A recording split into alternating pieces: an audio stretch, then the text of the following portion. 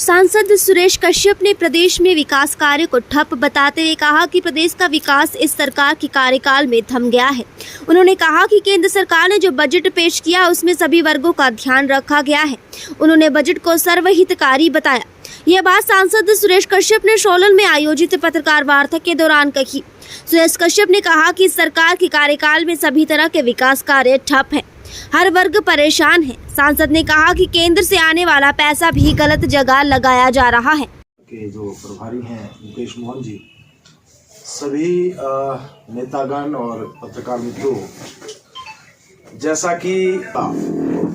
जो बजट प्रस्तुत किया गया, मैं समझता हूं देश को विकसित राष्ट्र बनाने की दिशा में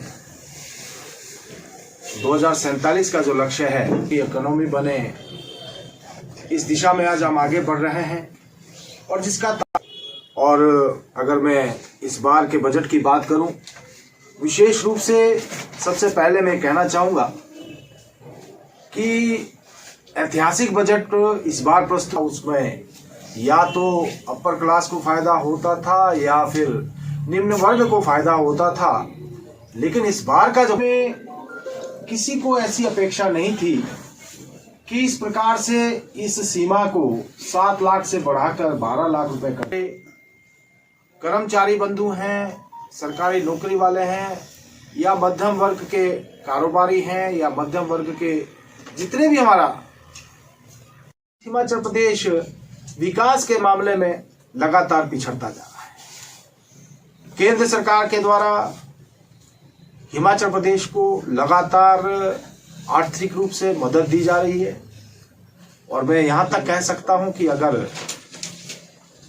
हिमाचल प्रदेश को प्रति माह जो ग्रांट मिलता है एसडीजी, अगर वो ना मिले तो हिमाचल प्रदेश में तो कर्मचारियों को तनख्वाह और पेंशन के भी लाने पड़ता है। और मैं आज ही पढ़ रहा था, आपके माध्यम से ही, अखबारों के माध्यम से ही पढ़ रहा था, हमको ऐसा भी हिमाचल प्रदेश में ज्ञात हुआ जो केंद्र से हिमाचल प्रदेश को विभिन्न विकास की योजनाओं के लिए पैसा मिलता था, उसको अन्य क्षेत्रों में डाइवर्ट कर दिया जाता था। जैसा कि रामपुर का ही विषय ध्यान में आया कि 2023 में जो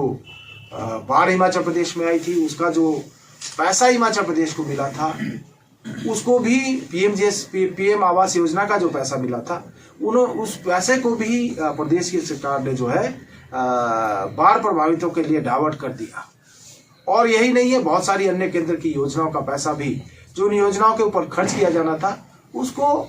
अपने हिसाब से दाएं बाएं करने की हिमाचल प्रदेश में पिछले 2 वर्षों में कोशिश की गई है। लेकिन आज मैं अखबार में पढ़ रहा था कि केंद्र सरकार ने अब ये निर्णय लिया है कि जो भी केंद्र की योजनाएं हैं, उनका सीधा पैसा योजनाओं के लिए बैंक खातों में आएगा। पहले ट्रेजरी में आता था, और हिमाचल की ट्रेजरी की तो ये बात है कि हिमाचल में तो ट्रेजरी बंद होने की नौबत बार बार आ रही है। लेकिन आने वाले समय में जो भी पैसा अब आएगा वो प्रदेश की ट्रेजरी में ना आकर सीधा योजनाओं के लिए बैंक के खातों में आएगा। अर्थात